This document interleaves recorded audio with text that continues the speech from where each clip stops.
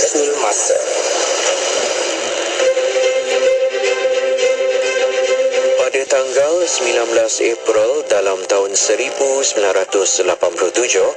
Konvensyen Perjuangan Aminuddin Baki berlangsung di Balai Budaya Dewan Bahasa dan Pustaka Kuala Lumpur. Konvensyen yang bertemakan penyelamat bangsa ini diadakan bagi mengenang jasa Allahyarham Aminuddin Baki yang banyak menyumbang bakti kepada pembangunan dan kemajuan pendidikan di Tanah Melayu, khususnya kaum Melayu. Beliau merupakan orang pertama yang dianugerahkan gelaran Bapa Pendidikan kerana jasa dan kecemerlangan beliau dalam usaha mempertingkatkan mutu pendidikan di Malaysia, termasuk menyusun dasar pelajaran kebangsaan pada tahun 1956 dan Penyata Rahman Talib pada tahun 1960. Konvensyen ini turut mempromosikan Gabungan Pelajar Melayu Semenanjung GPMS yang menjadi lambang kepada kegigihan generasi awal pelajar Melayu, terutamanya Allahyarham Aminuddin Baki, bagi menggerakkan perkembangan dan kemajuan pendidikan negara. Petikan fakta ini disediakan oleh Seksyen Dokumentasi dan Penerbitan Arkiv Negara Malaysia.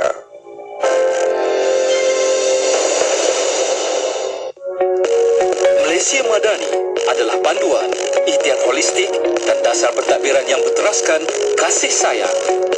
Ia bertunjangkan sikap saling menghormati. 5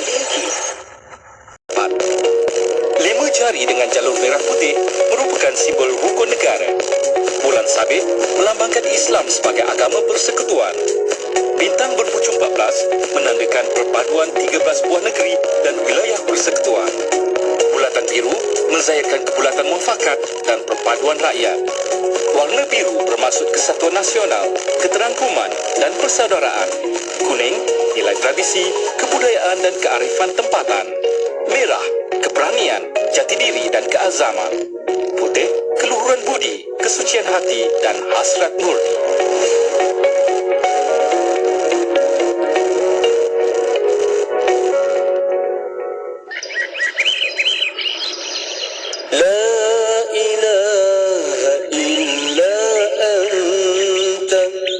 Subhanaka inni kuntu minal zalimin. La ilaha illa anta.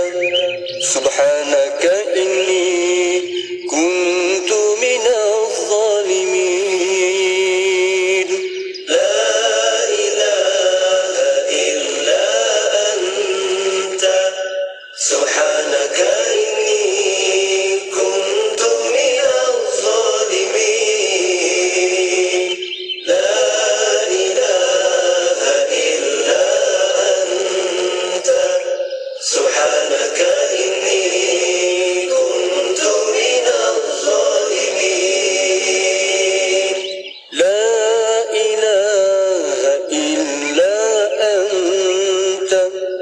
Subhanaka inni kuntu minal zalimin.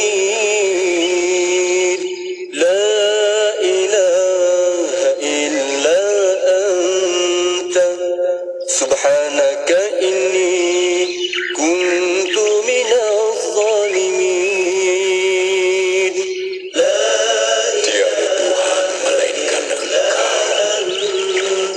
Maha suci Engkau. Sesungguhnya aku telah berlaku zalim.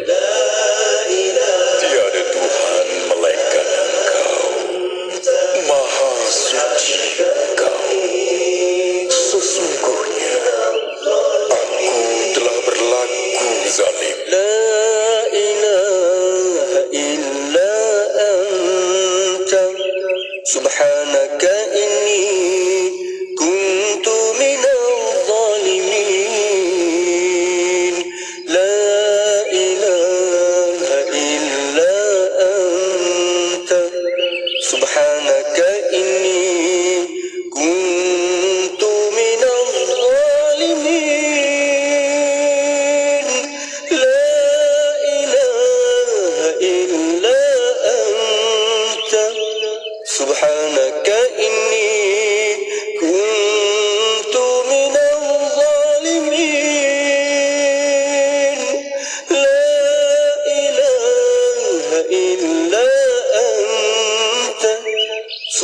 سبحانك إني كنت من الظالمين.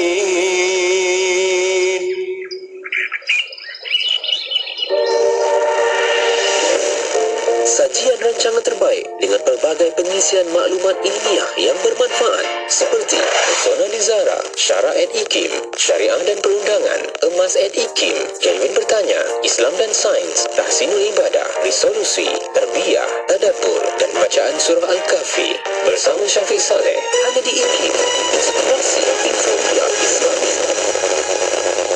Selagi ilmu untuk kehidupan kita seharian bersama Syafiq Saleh di Aspirasi 10.1. Inspirasi Euforia Islami. Dengan kalimah suci Bismillahirrahmanirrahim. Assalamualaikum warahmatullahi wabarakatuh. Alhamdulillahirrabbilalamin. Wassalatu wassalamu ala ashrafil anbiya wal mursalin wa ala alihi wa sahbihi ajma'in.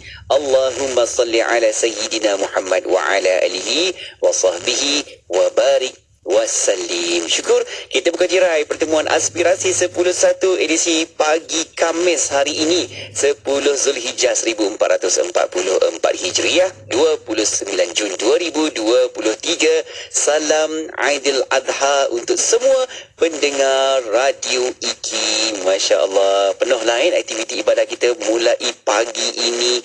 InsyaAllah selama 4 hari betul-betul ini. Jom sama-sama kita perbanyakkan lagi, perhebatkan lagi amal ibadah kita. Tambah-tambah kita berada di 10 Zulhijjah pada hari ini kan. Jom sama-sama kita nak gandakan ucapan tahlil, takbir dan tahmid. Sebab sabda Rasulullah SAW, tidak ada hari-hari yang lebih agung lagi disukai oleh Allah Subhanahu Wa Taala amalan padanya berbanding 10 hari ini, yakni awal Zulhijjah. Maka perbanyakkanlah padanya dengan ucapan tahlil, iaitu la ilaha illallah, takbir iaitu Allahu Akbar, dan tahmid iaitu Alhamdulillah. Sama-sama kita nak teruskan lagi ucapan baik-baik itu supaya dapat kita selaraskan dengan amalan-amalan kita, perbuatan kita. Okey, jom kita nak buka tirai untuk waktu ini berhibur. Kita nak bersama-sama dengan lagu dendangan dari Sabian, Allahumma labbaik. Teruskan bersama Radio Ikim.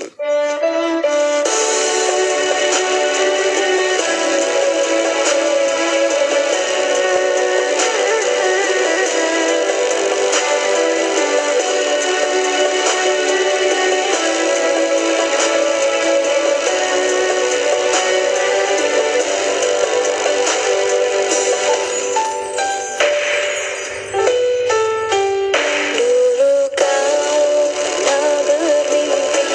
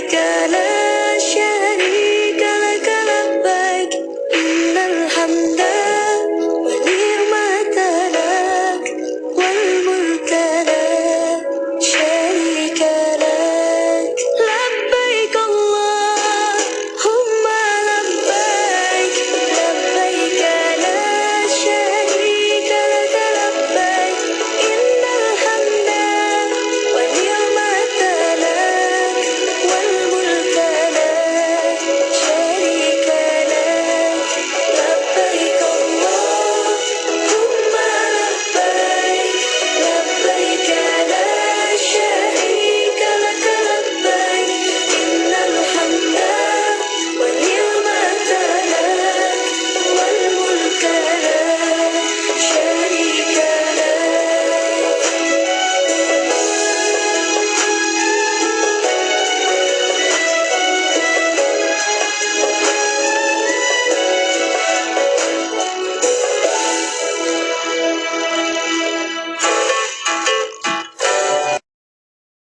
Satu perkara yang sukar untuk dilakukan. Teladanilah pengorbanan luar biasa yang telah dilakukan oleh Nabi Ibrahim alaihissalam tanpa mempersoalkan kenapa dan mengapa untuk berkorban.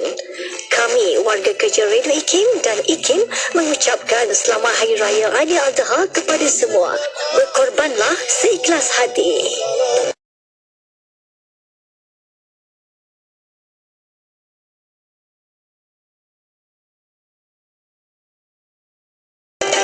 Tentu sahaja tidak molek apabila sepanjang tahun kita seronok menikmati segala gaji dan rezeki serta pelbagai nikmat yang tidak terhitung banyaknya, tetapi tak sanggup berkorban walaupun satu bahagian lembu. Sesungguhnya segala nikmat kurniaan ilahi yang tidak putus-putus kepada kita patut kita syukuri dengan melaksanakan ibadah korban. Bukan hanya seronok menghadiri program menyembelih binatang korban atau berebut-rebut ingin mendapatkan daging korban. Selain ada pula yang saban tahun hanya mempersoalkan pengurusan agihan daging korban yang dikatakan tidak sistematik, tidak adil dan sebagainya. Salam penuh pengorbanan dan salam Aidiladha dari saya Nur Hayati Paradi untuk semua pendengar IKIM, inspirasi euforia Islami. Umrah murah. Harga bermula dari RM6,840. Hotel Safa berdekatan Masjidil Haram, pakej 12 hari. Lama di Mekah. Penerbangan Air Asia dan Malaysia Airlines. Full wad makan 3 kali sehari. Terdapat lebih dari 12 cawangan titik travel di seluruh negara. Hubungi segera 014-642-5645 014-642-5645. Daftar sekarang di laman sesawan www.tjtravel.com. Tawaran menarik. Radio IKIM membuka ruang dan peluang kepada para penaja untuk memperkenalkan produk dan perkhidmatan kepada lebih 1 juta pendengar seluruh Malaysia. Jom tingkatkan penjenamaan syarikat anda melalui pengisian rancangan menarik bersama tawaran iklan terkini pelebur peluang ini dan nikmati pelbagai faedah penajaan yang sangat berbaloi. Hubungi 017-345-2564 atau 012-686-9236. Kami sedia membantu anda. Tarikh tutup permohonan iklan pada 16 hari bulan setiap bulan. Ikan siakap buah papaya ayuh dimakan dengan berselera. Sekiranya wakaf menjadi budaya, umatkan hidup dengan sejahtera. Amanah Saham Nasional Berhad kini memperkenalkan konsep wakaf terbaru melalui konsep wakaf saham amanah. Menggabungkan 2 konsep penting iaitu pelaburan dan wakaf. Ayuh, jangan melengah lagi. Jom berwakaf bersama ASNB untuk pengurusan yang lebih profesional dan telus. Pesanan dari saya, Fadli Shah bin Alauddin. Wadah ilmu sepanjang hari, berkongsi santapan sanubari. Pastinya hanya di IKIM, inspirasi euforia Islami. Bismillahirrahmanirrahim. Assalamualaikum warahmatullahi wabarakatuh. Selamat pagi kepada anda. Alhamdulillah, kita nak teruskan lagi siaran kita menerusi aspirasi 10.1 untuk membawakan rancangan Tahsinul Ibadah Jom sama-sama tonton. Boleh berada juga di platform media sosial kita, di YouTube IKIM FM, juga di Facebook kita IKIM FM. Okey, anda boleh sama-sama berinteraksi di situ, like, komen, share untuk manfaat bersama-sama. Okey, dan untuk itu kita nak sama-sama ikuti lagi perbincangan ilmu menerusi rancangan Tahsinul Ibadah bersama-sama dengan Ustaz Ahmad Lutfi Muharram yang dah pun ada di talian kita nak mengalu-ngalukan kehadiran Ustaz. Assalamualaikum Ustaz. Waalaikumsalam warahmatullahi wabarakatuh. Apa khabar Ustaz? Alhamdulillah. Sihat berkat doa. Amin, amin, amin. InsyaAllah Ustaz, moga baik-baik saja antara kita semua dan moga Allah permudahkan urusan Ustaz dalam apa sahaja tugasannya tu, insyaAllah ya Ustaz. Dan kita nak teruskan lagi Ustaz. Untuk minggu ni kita akan adakan sesi soal jawab untuk ada yang bertanya lah ni berkaitan dengan soalan-soalan ibadah kurban. Tapi sebelum kita nak mulakan sesi soal jawab ni, Ustaz, mungkin boleh mulakan sedikit mukadimah Ustaz di awal ni untuk persediaan hati kita, jiwa kita Ustaz, mendengarkan rancangan Tahsinul Ibadah. Silakan Ustaz di awal ni sedikit mukadimah awal. Assalamualaikum warahmatullahi wabarakatuh.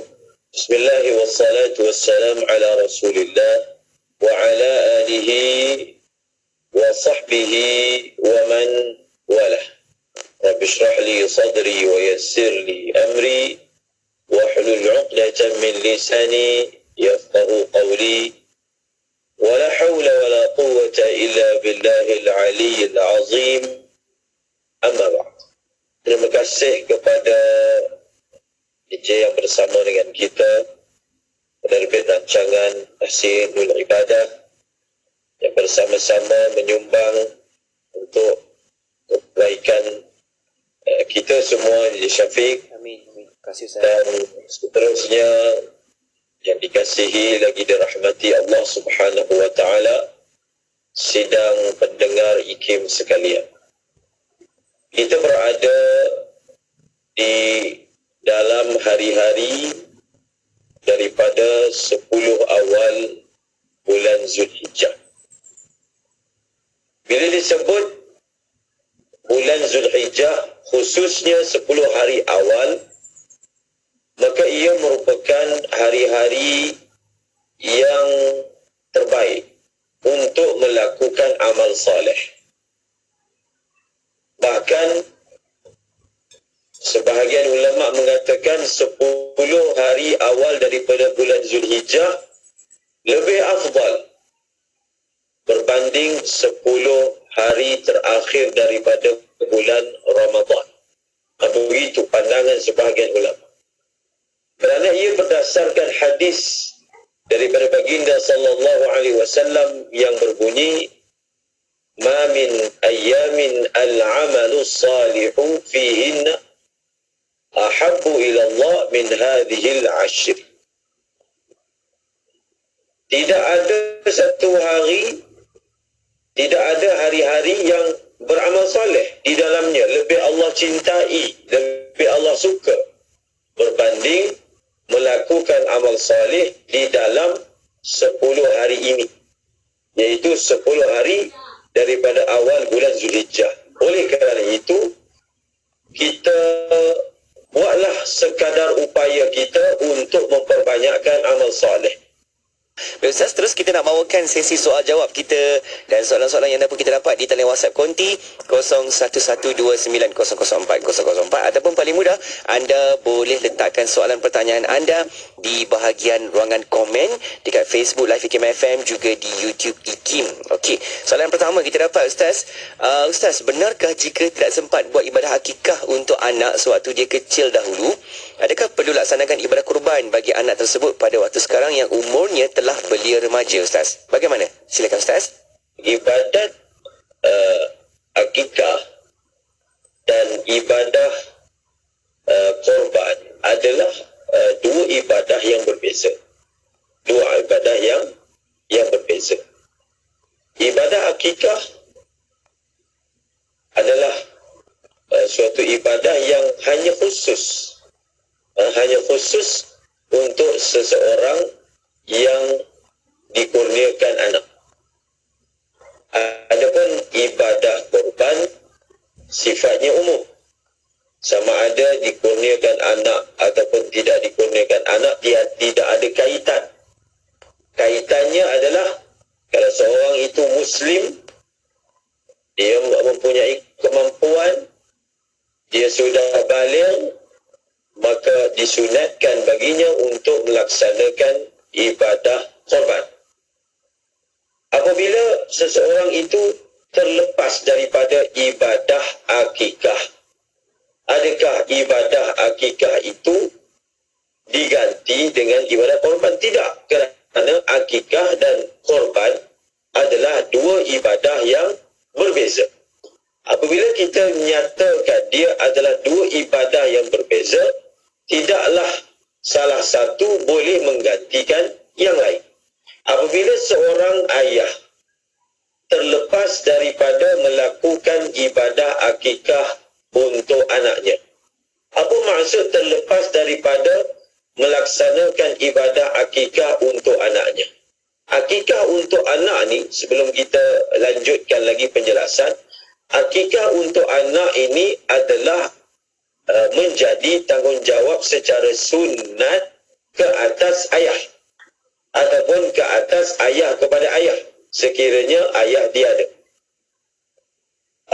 Apabila ayah itu mempunyai kemampuan berbuat demikian ketika waktu isterinya, ibu kepada anak itu berada dalam tempoh nifas.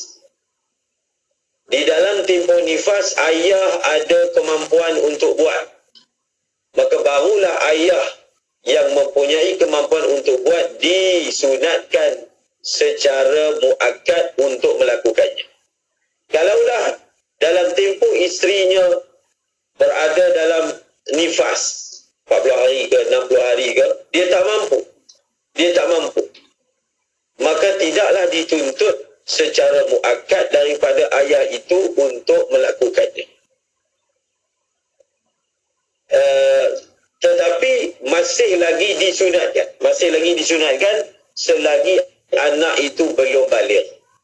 Kalau anak sudah baligh, maka tuntutan akikah itu tidak lagi ke atas ayahnya, dan si anak itu dia boleh buat akikah untuk diri dia. Kalau dia nak, kalau dia dah baligh, dia tahu semasa dia kecil ayah tidak buat akikah untuk dirinya, maka dia boleh melakukan akikah untuk dirinya. Apabila dia dah baligh, berpindah daripada ayah kepada anak, namun tuntutan ke atas anak itu tidaklah secara muakkad. Apa maksud tidaklah secara muakkad? Kalau anak itu tak buat pun tidaklah dihukum sebagai makruh. Jadi bila anak tu dah baligh, tuntutan akikah ataupun sunat akikah itu masih ada, kekal ia sebagai sunat akikah. Ia tidak boleh digantikan dengan ibadah korban. Biasanya ada satu soalan yang diangkat, iaitu apabila tiba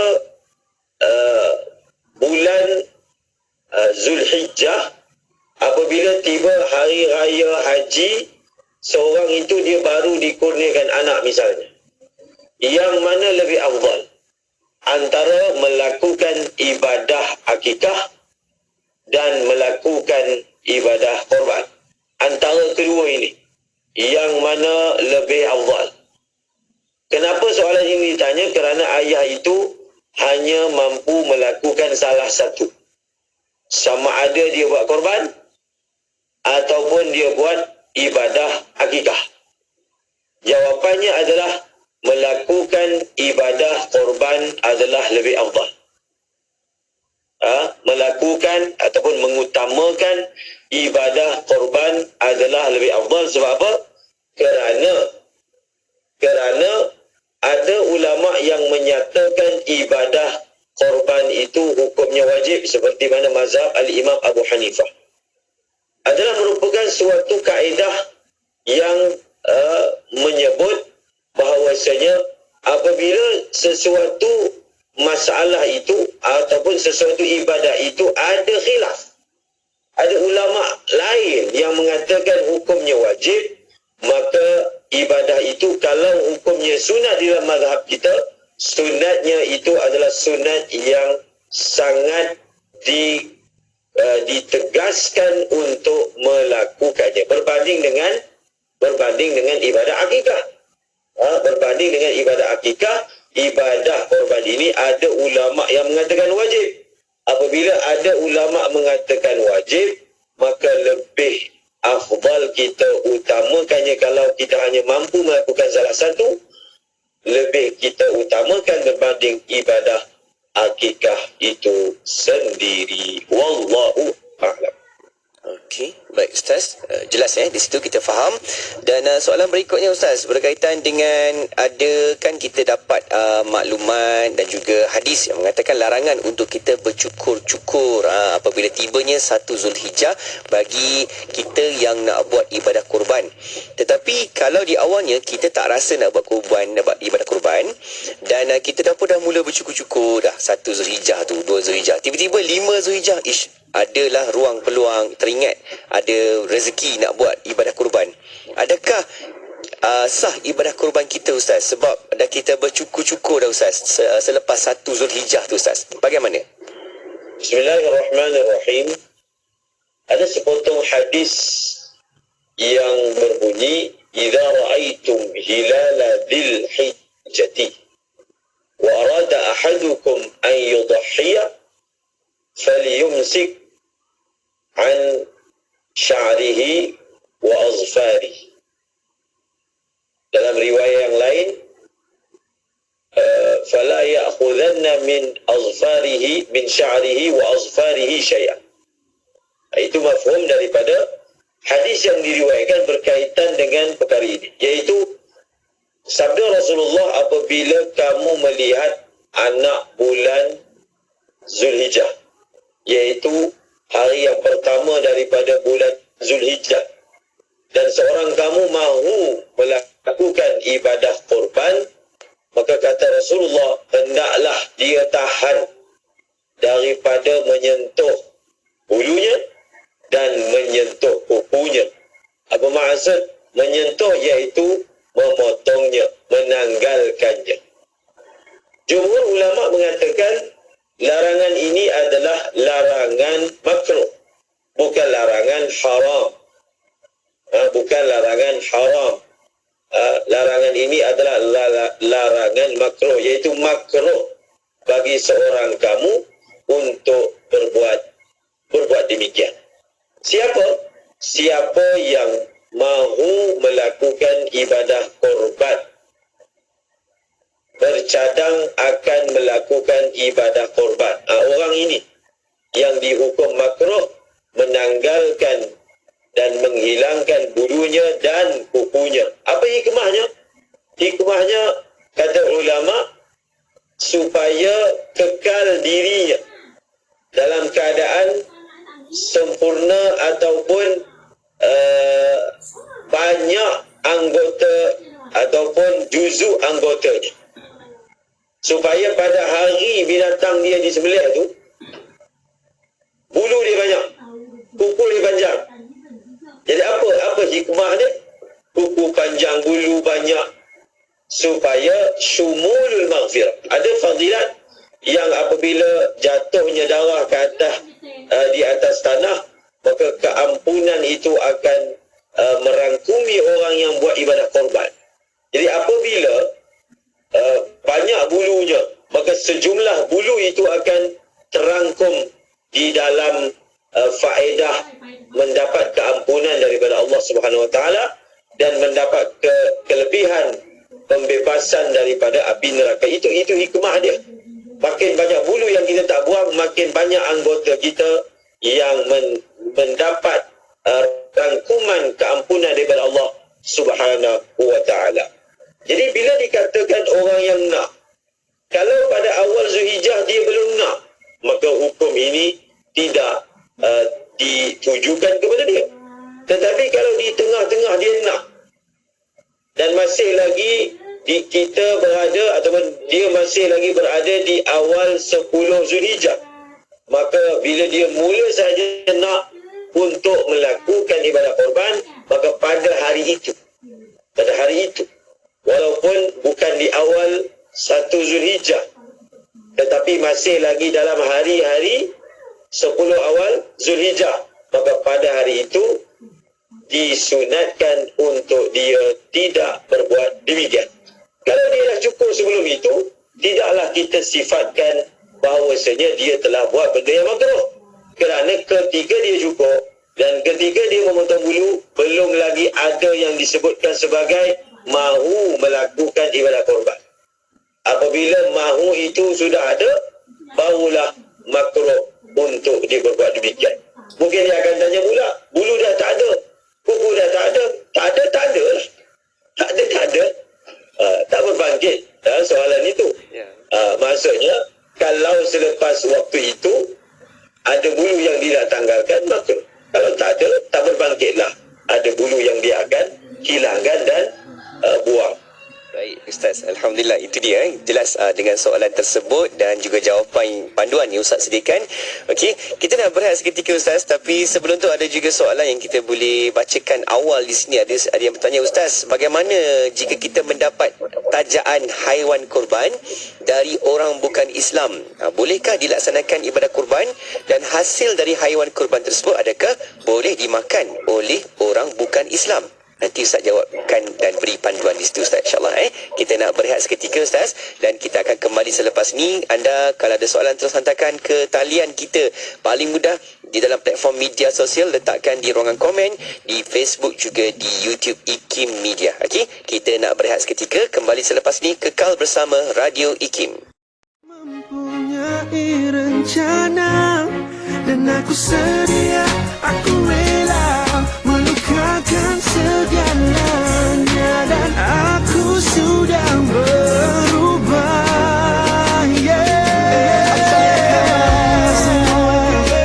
Semua ku terima, bagaimana ku pulang, bagaimana ku sedih, cari ku ingin jalan sana untuk sikit. Semua ku beri,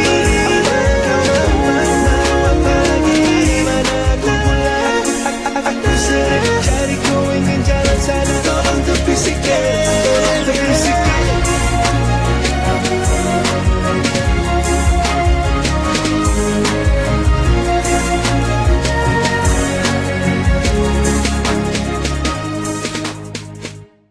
Sami'ul alim, bismillahilladzi la yadurru ma'asmihi syai'un fil ardi wala fis samai wa huwas sami'ul alim. Bismillahilladzi la yadurru ma'asmihi syai'un fil ardi wala fis samai wa huwas sami'ul alim. Bismillahilladzi la yadurru ma'asmihi syai'un fil ardi wala fis samai wa huwas sami'ul alim. Bismillahilladzi la yadurru ma'asmihi syai'un fil ardi wala fis samai wa huwas sami'ul alim. Tidak kira di mana jua, kami sentiasa bersama anda. IKIM, Inspirasi Inforia Islami. Ada orang kata susah nak buat benda baik. Nak kena tunggu benda besar dulu ke nak buat benda baik? Sebenarnya tak. Benda baik ni kita buat bermula dengan sekecil-kecil. Apa dia? Contohnya, jangan buang sampah di luar kereta. Ya Allah, kadang-kadang bila kita tengok sesuka hati dia nak buang sampah luar kereta. Kalau tempat lain, orang boleh kutip. Tapi kalau tengah jalan, siapa nak kutip? Jadi, sampah kita, tanggungjawab kita. Pesanan ini dibawakan oleh saya, Fazli Aziz, untuk IKIM, Inspirasi Inforia Islam. Kucing 93.7 FM. Inspirasi Inforia Islami. Saya Syafiq Saleh masih temankan anda untuk Aspirasi 10.1, dan sekarang kita nak dengarkan lagi rancangan Tahsinul Ibadah. Jom tonton sama-sama juga di YouTube IKIM Media, juga di Facebook IKIM FM, sebab kita sedang bersiaran langsung di situ.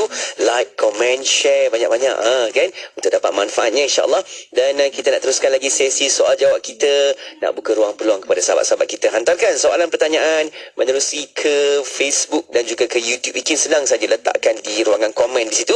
Kita akan dapatkan soalan dan pertanyaan anda. Okey, dan kita nak sama-sama lagi dengan sesi soal jawab kita ini. Tetamu kita di talian iaitu Al-Fadhil Ustaz Ahmad Lutfi Muharram yang masih lagi berada sedia di talian kita. Dan Ustaz, kita nak teruskan soalan sebentar tadi kita dah bacakan.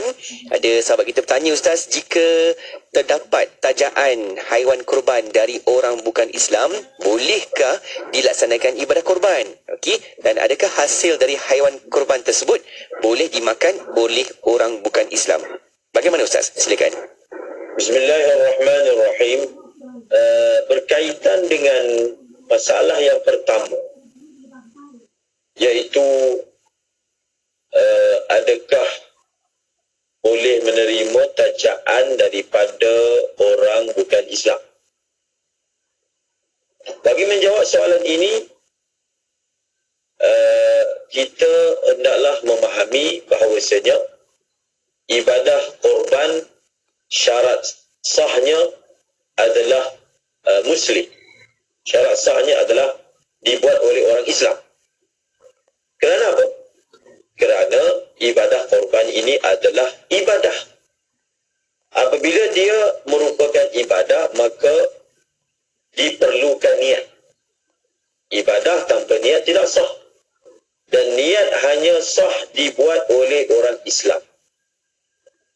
Apabila binatang yang ingin dibuat korban itu milik orang Islam, maka ibadah korban itu sah dibuat olehnya. Justru kalaulah ada tajaan daripada orang bukan Islam, dan bukan orang Islam itu yang buat korban, dia taja. Dia taja dengan mana apa? Dia bagi. Dia taja, ada pekerja dia contoh ni. Dia taja pekerja dia. Ataupun dia taja adik-beradik dia. Ada adik-beradik dia yang mu'alaf, yang telah memeluk agama Islam, dia taja. Dia taja dengan mana? Dia bagi duit ke? Ataupun dia beli lembu. Lembu itu dia bagi. Dia pindah milik kepada mana-mana orang Islam. Kemudian orang Islam itu buat ibadat korban. Hukumnya harus. Dan keharusan itu sama seperti mana harus menerima pemberian daripada orang bukan Islam. Harus menerima melakukan sebarang urus niaga muamalat dengan orang bukan Islam. Maka begitulah juga dalam soal ini, dengan catatan yang saya sebutkan tadi, iaitu bukanlah korban itu pelakunya adalah orang bukan Islam, itu tidaklah yang dia lakukan melainkan memindah milik dengan cara bagi. Dia bagi kepada mana-mana orang Islam, maka hukumnya adalah habus. Kemudian yang kedua,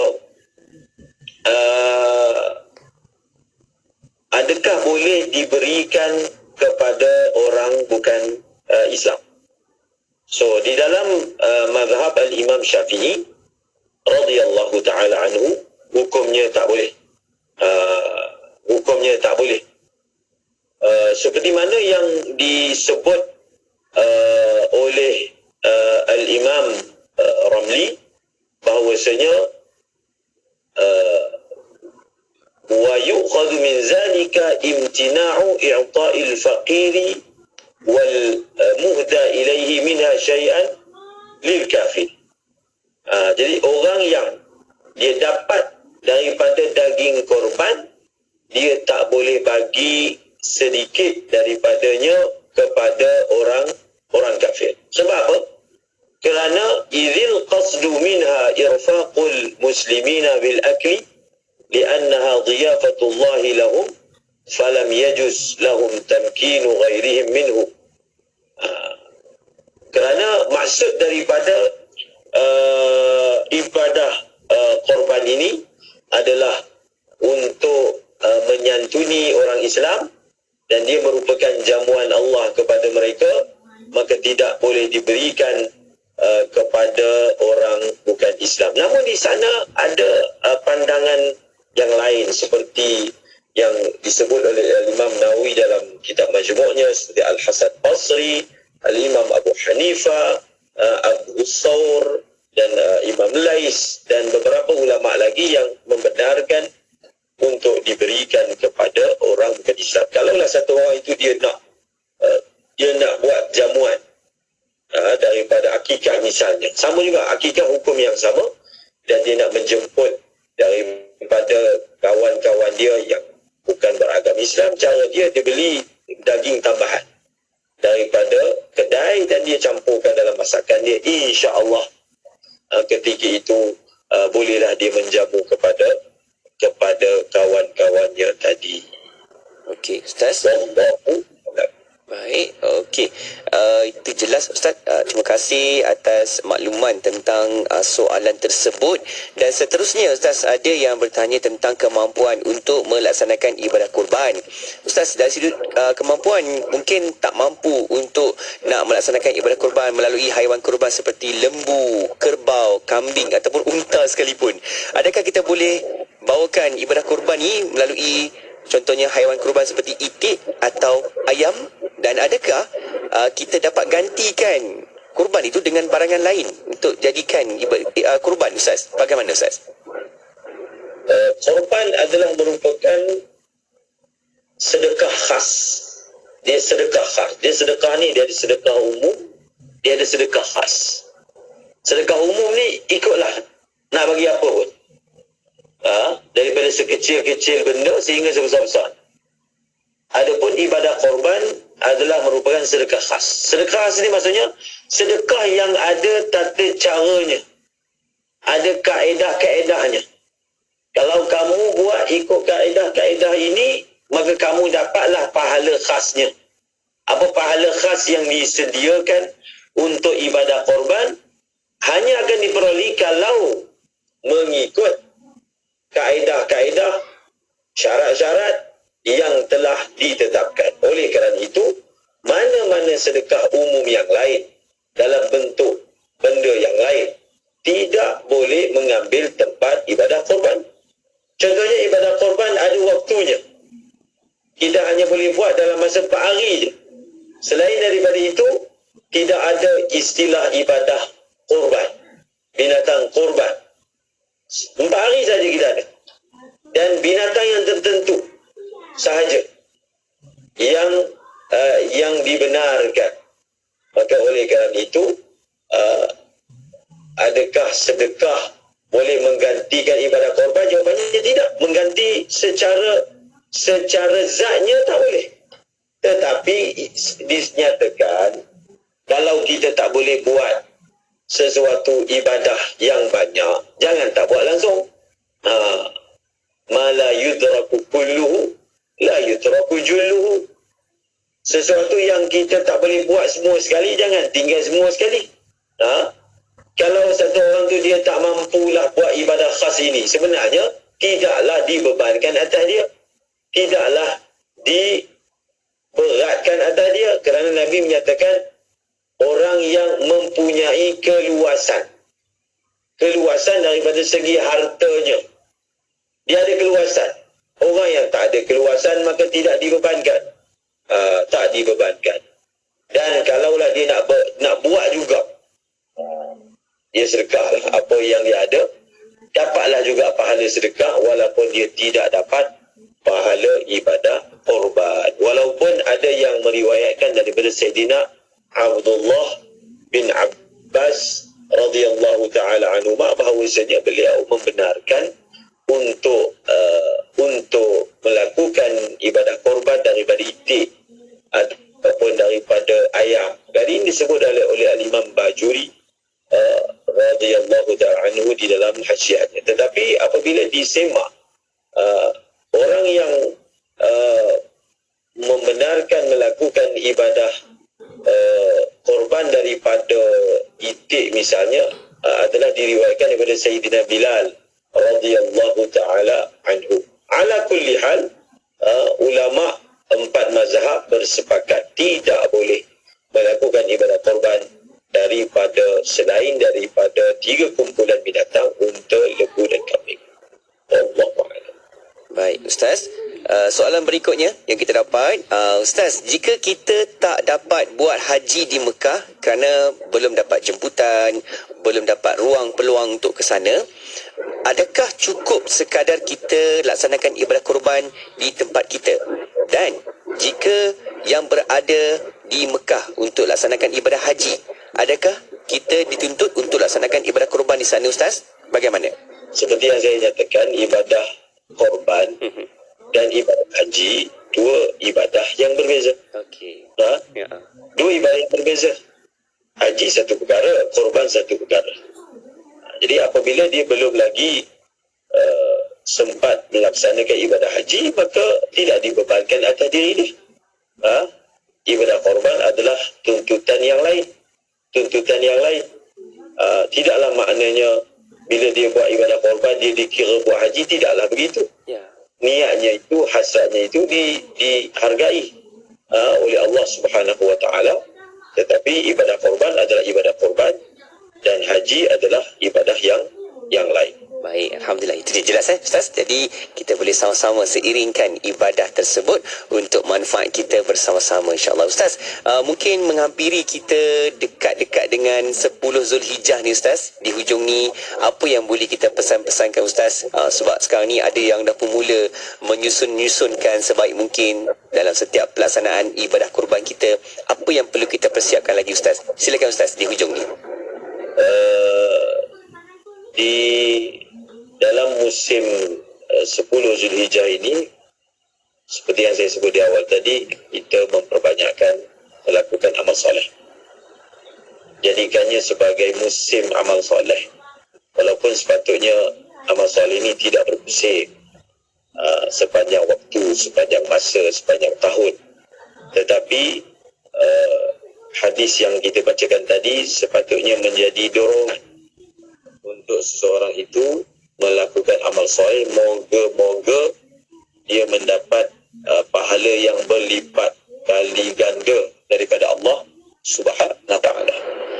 Dan mereka yang belum lagi buat ibadah korban, sedangkan ada kemampuan, buatlah. Kerana Nabi menyebut siapa yang ada kemampuan pada hari raya untuk buat ibadah korban tapi dia tak buat, Nabi menyatakan janganlah mendekati masjid kami. Begitu kerasnya sabda Rasulullah, jangan datanglah masjid. Macam tu. Begitu Nabi menunjukkan bahawasanya perkara ini serius. Perkara ini perlu diambil berat.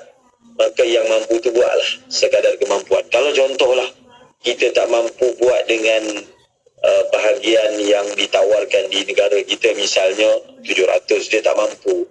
Tapi ada tempat lain yang menawarkan murah lagi. Ini untuk orang yang tak mampu. Maka dia carilah mana-mana syarikat yang muktabar dan boleh dipercayai. Maka paling kurang ada juga dia berkongsi rezeki melakukan ibadah korban walaupun di luar negara. Tapi orang yang mampu, utamakan buat di dalam negara supaya syiar ibadah ini tidak redup, tidak redup. Kita tak katalah pupus kerana tak pupus, memang ramai je orang buat, tetapi tidak redup kerana ramai sangat buat luar negara sehingga terabai yang di dalam negara. Buat ibadah korban ini adalah sesuatu yang kita cuba untuk jadikan amalan tahunan kita, insya-Allah. Dan doakan kepada sahabat-sahabat kita yang mengerjakan haji supaya dikurniakan haji yang mabrur. Yang ada kat sana pula pada hari Arafah, doakan kepada kita, khususnya doakan kepada negara, Allah Subhanahu Wa Taala memberi keamanan, keselamatan dan segala-galanya. Wallahu a'lam bishawab. Amin, amin, insyaAllah Ustaz. Semoga kita dapat lagi yang terbaik laksanakan musim kurban ibadahnya pada kali ini. Tahun ini insyaAllah kita azam sebaiknya dan kita dah pun mula buat persiapan, belajar sama-sama dan kita doa-doakan Ustaz, sebab kalau dalam pelaksanaan ibadah kurban ni, kalau kita kat sini, inilah waktu yang masa ni yang boleh sama-sama kita tadahkan tangan, kita mohon doa apa saja permintaannya. Tambah-tambah nanti bila hari-hari Arafah tu kan, kita nak sama-sama lagi perbanyakkan doa untuk manfaat kita bersama-sama. Terima kasih Ustaz atas perkongsian ini. Khususnya DJ Yati lah didoakan kepada semua pendengar IKIM. Betul Ustaz. Betul-betul kan. DJ Nur Hayati Paradi naik haji. Itu dia punya tema dia tu. Alhamdulillah lah. Kita pun sentiasa dengarkan suara beliau kan Ustaz. Hantarkan laporan-laporan haji bersama-sama dengan Radio IKIM dan juga Lembaga Tabung Haji Malaysia di sana. Doakan yang terbaik. Terima kasih Ustaz. Doa Ustaz juga untuk kita semua dan kami pun mendoakan untuk Ustaz semoga dipermudahkan segala urusan dan terus mendapat perlindungan dari Allah Subhanahu Wa Taala. Ustaz, jumpa lagi Ustaz untuk siaran kita akan datang. Assalamualaikum. Waalaikumsalam warahmatullahi wabarakatuh. Alhamdulillah. Terima kasih kepada sahabat-sahabat rakan-rakan kita yang terus ikuti Bola Bicara ini menerusi di Facebook dan juga di YouTube IKIM dan terima kasih kepada anda yang dah pun mula like, komen, share, berkongsi banyak-banyak lagi perkongsian menerusi rancangan Tahsinul Ibadah pada kali ini. InsyaAllah semoga dapat manfaatnya. Kalau ada yang terlepas mendengar dan nak dengarkan semula untuk tujuan kita nak buat ulang kaji menerusi rancangan Tahsinul Ibadah ini, boleh saja ke YouTube IKIM Media juga di Facebook IKIM FM. Anda boleh sama-sama tonton semula di situ. Okey, dan kekal bersama IKIM sebab banyak lagi perkongsian selepas ni hanya di IKIM, Inspirasi Inforia Islami. Tidak kira di mana jua, kami sentiasa bersama anda. IKIM, Inspirasi Inforia Islami.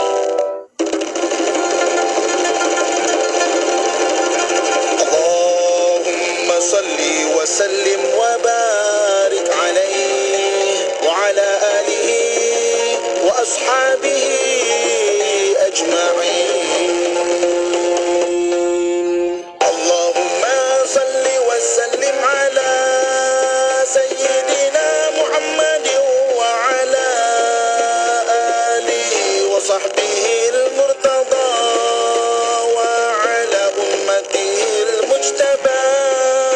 Allahumma salli wa sallim ala sayyidina Muhammadin al-Mustafa Muhammad Ahmad Hamid Mahmud Ahya Wahid Mahin Hashir Aqib Taha Yasin Tahir Mutahhar Tayyib Sayyid Rasul Nabi Rasul Rahmah Qutham Jamil Mutah Muqafi Rasul Malahim Rasul Raha Kamil Iklil Mudathir Muzamil Abdullah Habibullah Safiyullah Najiyullah Kalimullah Khatimul Rasul Khatimul Anbiya Muhyi Munji Mudhakir Nasir Mansur Nabi Rahmah Nabi Tawbah Harisun Alaikum Ma'alum Syahir Syahid Syahid Mashhur Bashir Muhashir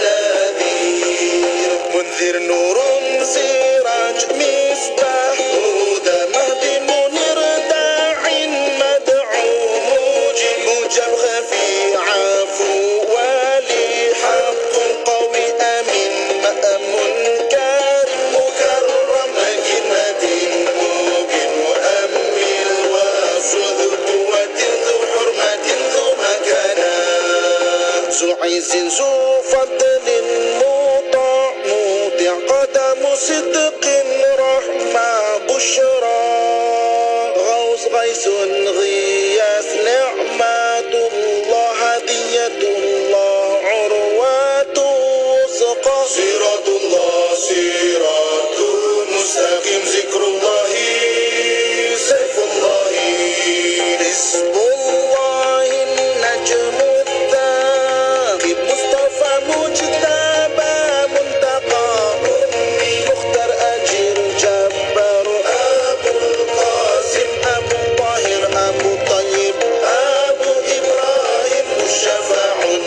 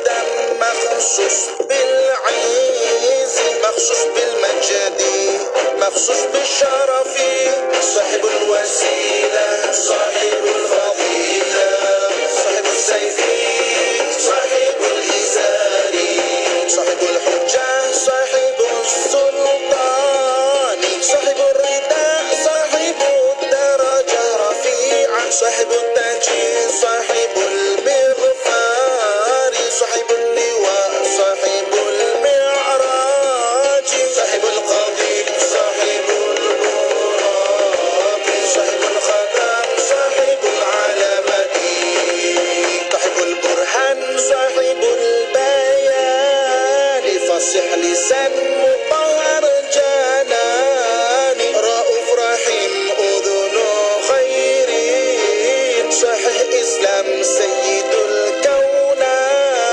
عين النعيم عين الغر سعد الله سعد الخلق خاتم الأمم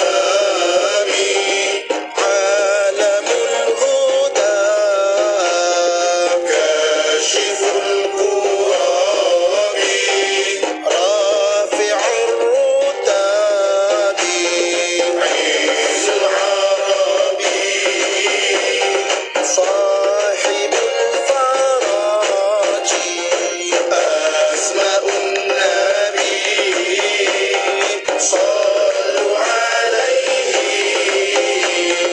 وعلى آله وأصحابه اللهم صل وسلم وبارك عليه وعلى آله وأصحابه أجمعين. Panggilan untuk warga dan alumni UiTM. Jom laksanakan ibadah korban anjuran Akademi Pengajian Islam Kontemporari ACIS UiTM dengan kerjasama Yayasan Budi Ihsan Malaysia YBIM. Sila layari daftar.ybim.org.my Palang UiTM untuk pendaftaran.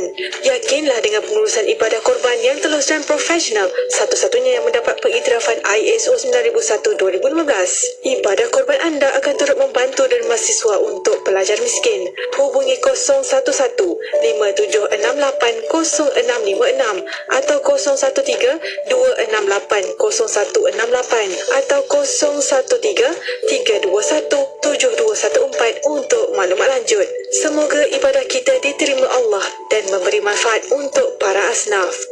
Siti, kamu ni kejap solat, kejap tak. Jangan buat main-main, Siti. Sibuk, Mak. Masa terhad sikit. Manakah nak rehat untuk makan lagi? Nak cuci makeup sebelum solat lagi?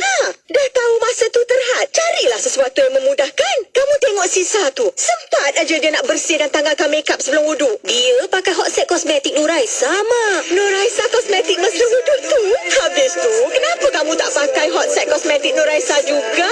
Nuraisa kan kosmetik mesra wuduk. Inspirasi